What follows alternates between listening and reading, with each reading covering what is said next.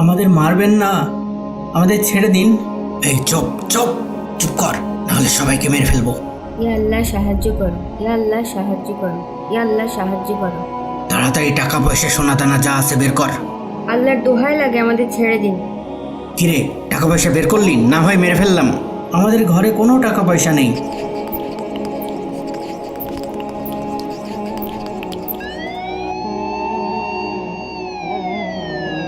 ওস্তাদ, police! Police কেমনে টের পাইলো? চল চল কেটে পড়ি।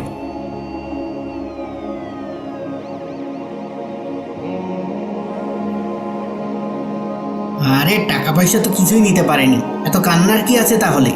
টাকা পয়সার জন্য তো কাঁদছি না, আর যদি আপনার কিছু হয়ে যেত? তো কি হতো, মরে যেতাম। মরে তো যেতেন, কিন্তু যেতেন বেঈমানদার হিসেবে। আপনার সাথে বেহেশতে থাকার স্বপ্ন আমার কোনোদিন পূরণ হতো না। আরে বাদ দাও তো। এখন থেকে তো আপনি অন্তত নামাজ পড়া শুরু করতে পারেন, একটু সৎভাবে ব্যবসা করতে পারেন। এখন ঘুমাও তো। জায়েদা অত্যন্ত আল্লাভীরু এক মহিলা, কিন্তু কোনোভাবেই তার স্বামীকে ঈমানের পথে আনতে পারে না। সে এলাকার একজন ভেজাল ব্যবসায়ী হিসেবে পরিচিত। ওই মিয়া, আপনার মালে ভেজাল থাকে কেন? কেন ভাই, কি হয়েছে? এক বস্তা ছোলা কিনেছি, অর্ধেক নষ্ট। ছোলা তো সব ওই রকমই। কে বলেছে? পাশের দোকানের ছোলাই তো অনেক ভালো। আপনার ভেজাল জিনিসের জন্য আমারও লস হয়। নিজে সৎভাবে ব্যবসা করেন না, আবার অন্যকেও কি করতে দিবেন না? আইসে আমার সৎ ব্যবসায়ী। জিনিসপত্রের যা দাম, পণ্যে ভেজাল না দিলে লাভ করব কিভাবে? আর খাবই বা কি? আমাদেরও তো পরিবার আছে।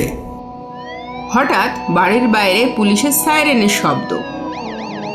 জায়েদা বাইরে এসে দেখে একটা বাচ্চা ছেলে খেলনা পুলিশের গাড়ি হাতে খেলা করছে। বাবু, কাল রাতেও কি তুমি এই গাড়ি দিয়ে শব্দ করছিলে? হ্যাঁ। আসসালামু আলাইকুম ভাবি। ওয়ালাইকুম আসসালাম। ওর আব্বু কাল শহর থেকে এই গাড়িটা কিনে এনেছে, তারপর সে রাত থেকে চালিয়ে যাচ্ছে। শব্দে ঘুমাতে পারছিলাম না ভাবি। ও আচ্ছা। হাতটা ব্যথা হয়ে গেছে রোজ রোজ এই পাঞ্জাবি ধুতে ধুতে। প্রতিদিন ধুতে হয়? হ্যাঁ ভাবি, ও নামাজ পড়ে তো, আবার ব্যবসাও করে, তাই রোজ রোজ পাঞ্জাবি পরে বাইরে যাই, তাই কাপড় পাক পবিত্র না হলে তো হয় না। আমাদেরও নামাজও পড়ে না, রোজ রোজ পাঞ্জাবি শুকানোর ঝামেলাও নেই। কেন আপা, নামাজ পড়ে না কেন? পড়ে না তো কি করব? বুঝাবেন। আপা, বুঝিয়ে হয় না। আল্লাহ তাআলা হিদায়াত না দিলে কি হয়? তা তো ঠিকই আপা, কিন্তু আপনার হাল ছাড়লেও তো চলবে না। তা ঠিক, আর দোয়াও তো কম করি না। শুনেন আপা, রোজ তাহাজ্জুদে নামাজের সময় দোয়া করবেন, সাহায্য চাবেন, আর আপনার বাড়িওয়ালার জন্য হেদায়েত চাবেন। এই সময় আল্লাহ তাআলা দোয়া কবুল করেন। হ্যাঁ আপা, এই একটা কাজই এখনো করা হয়নি। আজ থেকেই আমি তাহাজ্জুদে নামাজ পড়বো ইনশাআল্লাহ। আচ্ছা আপা, তাহলে গেলাম, আমাদের বাড়িওয়ালা আবার খেতে আসবে এক্ষুনি। ও আচ্ছা আপা, যান। আসসালামু আলাইকুম। ওয়ালাইকুম আসসালাম। মাঝরাতে যখন স্বামী সন্তান ঘুমাচ্ছে, ইয়া আল্লাহ, আপনি দয়াময়। আপনি আমার স্বামীকে হেদায়েত দান করেন, যেন সেও আপনার পথের সন্ধান পায়। হে আল্লাহ, আপনি আমার এই দোয়া কবুল করেন, আমিন। পরদিন সকালে শামসুদ্দিন দোকান থেকে ফিরে জায়েদাকে বলে, গতবারের যে পুরানো সোলার বস্তাটা আছে না, ওইটা একটু রোদে দিও তো। ওগুলা তো নষ্ট হয়ে গেছে, ওগুলা আবার রোদে দিতে হবে কেন? যা বলি তাই করো। কিছু নতুন ছোলা কিনে আনবো, আর একসাথে মিশিয়ে চালিয়ে দেবো এবার। আল্লাহর দোহাই লাগে, আপনি এই ভেজাল ব্যবসা বন্ধ করুন। আল্লাহ ব্যবসাকে হালাল করেছেন, আর আপনি ভেজাল মিশিয়ে হালালকে হারাম করছেন। যা বোঝো না তা বলতে এসে না তো। সামনে রমজান মাস আসছে, টাকা পয়সা লাগবে না? এই একটা মাসই তো লাভের মাস। এই লাভ করতে গিয়ে তো আখিরাতে লস হয়ে যাচ্ছে, জানেন না? হারাম উপায়ে জীবনযাপন করলে কোনো ইবাদতই কবুল হয় না। যাও যাও, তোমার এই উপদেশ বন্ধ করো। হে আল্লাহ, তিনার হেদায়েত কি কোনোদিনও হবে না? শামসুদ্দিন যখন দোকানে কাজ করছিল তখন সেখানে কিছু লোক আসে। তারা ফিসফিস করে তাকে কিছু বলে। ঠিক আছে, তাহলে বিকালে বের হব।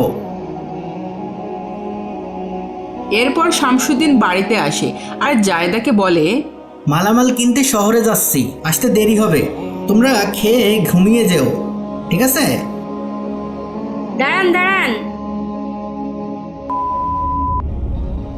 আচ্ছা আচ্ছা, ঠিক আছে ঠিক আছে। ভাই, রাত তো অনেক হয়ে গেছে, এখন যাওয়া কি ঠিক হবে? হ্যাঁ, গাড়িও তো তেমন দেখছি না। পথে যদি আবার ডাকাত টাকাত ধরে, বরং রাতটা কোনো হোটেলে থেকে সকালে রওনা দিলেই তো হবে নাকি? আরে না, কিসের বিপদ, আমরা এতজন আছি। আর তাছাড়া বাড়ির লোকজনও তো চিন্তা করবে, তাই না? তা ঠিকই বলেছেন। আর তাছাড়া এখনো এত রাতও হয়নি। চলেন তাড়াতাড়ি যাই।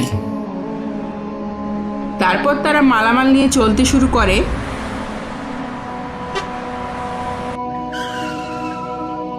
কি হলো? রাস্তার উপরে গাছ পড়ে আছে। নামা ঠিক হবে? দাঁড়াও, সবাই একসাথে নামি। এই যা আছে সব দে, নয়তো শেষ করে ফেলবো। ভাই দয়া করেন, এগুলো আমাদের কষ্টের মালামাল। এগুলো নিলে এবারে রোজে আমাদের না খেয়ে থাকতে হবে। চুপ চুপ, একটা কথা বললে আগে তোর জান যাবে। যা আছে দে। ওস্তাদ, কথাই কাজ হবে না, তুই একটাকে মেরে দিই। আল্লাহ সাহায্য করো, আল্লাহ সাহায্য করো, আল্লাহ সাহায্য করো। ভাই আমাদেরকে ছেড়ে দেন ভাই। দাঁড়ান দাঁড়ান, যদি কোনো বিপদ আপদ হয় এই দোয়াটা একটানা পড়বেন। আমি কখনো এই দোয়া পড়ে ব্যর্থ হইনি। কি যেন দোয়াটা বলেছিল? লা ইলাহা ইল্লা আনতা সুবহানাকা ইন্নী কুনতু মিনাজ জালিমিন।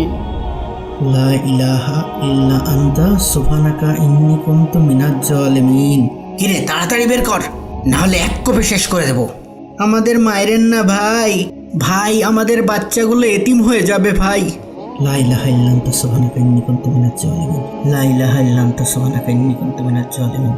আচ্ছা, আমার এই দোয়া কি কেউ শুনতে পাচ্ছে? আমি তো মনে মনে পড়ছি। এই বিপদ থেকে কিভাবে রক্ষা পাবো? ওস্তাদ, পুলিশ! তাড়াতাড়ি পালা, তাড়াতাড়ি পালা।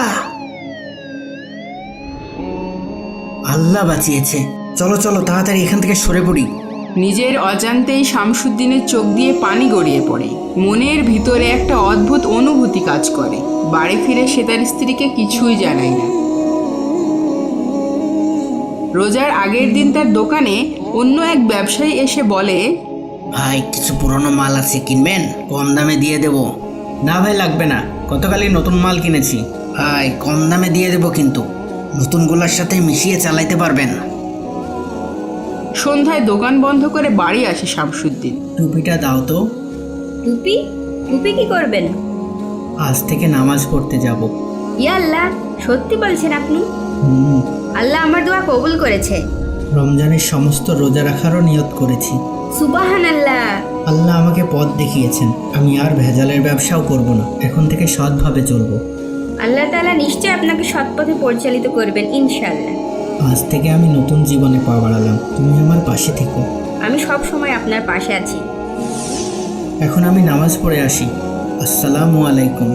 ওয়ালাইকুম আসসালাম। জায়দার চোখ দিয়ে আনন্দের অশ্রু গড়িয়ে পড়ে। কেমন লাগলো আমাদের আজকের গল্পটি কমেন্টে জানাতে ভুলবেন না। আরও মজার মজার ইসলামিক গল্প পেতে আমাদের চ্যানেলটি এখনই সাবস্ক্রাইব করুন।